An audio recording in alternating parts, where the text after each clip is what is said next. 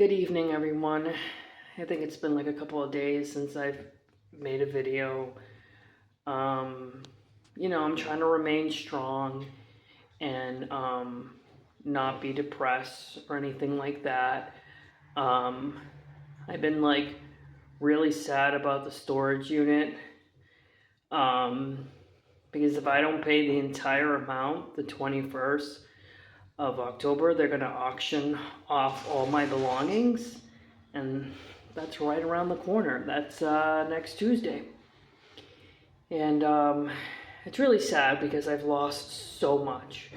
I became homeless, and recently I had to get rid of my car because I couldn't afford the repairs, and I had a lot of stuff in my trunk, and I no longer had my car, and I had nowhere to put those belongings, and they got stolen.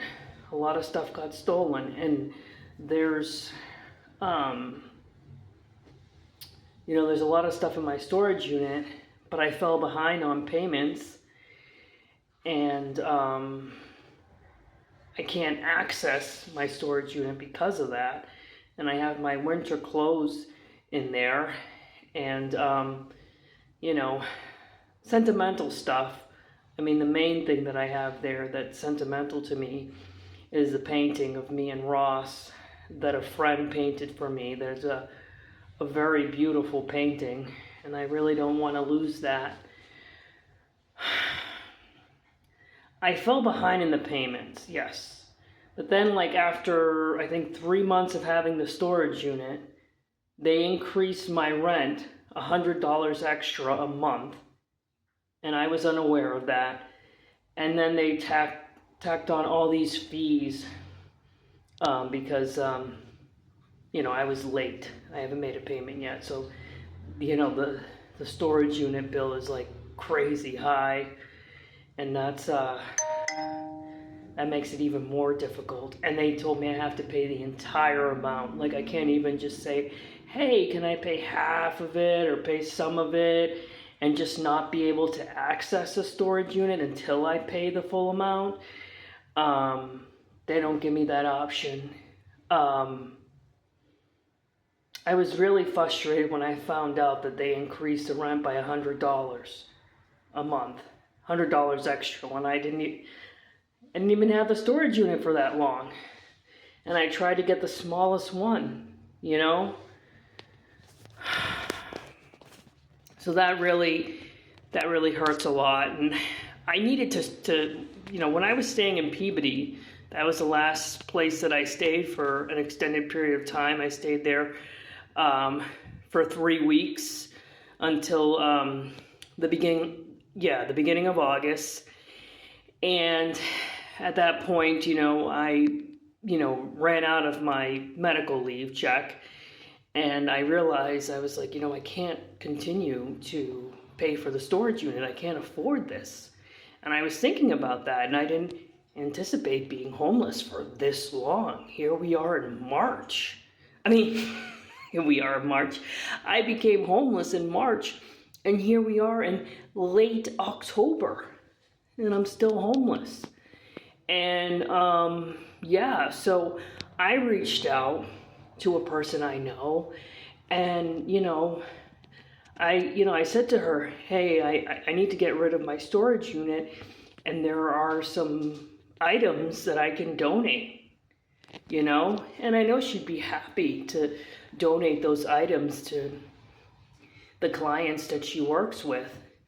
The furniture would be very helpful to a lot of people in need, and I can't afford to keep the storage unit. I might lose all my stuff, but at the time, back in, I want to say late July, I was like, I can't afford to keep the storage unit, so the best thing is to get rid of the big stuff and just keep the smaller things that I need. But then, as you guys know, I fell behind in payments, and if I don't pay it by like Monday, they're going to auction off all my belongings on next Tuesday, and that's very depressing.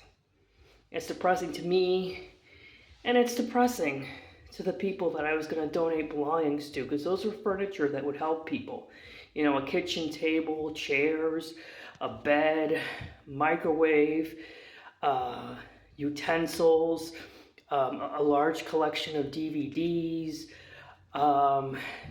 plastic containers. They're like drawer containers that people can store their belongings in.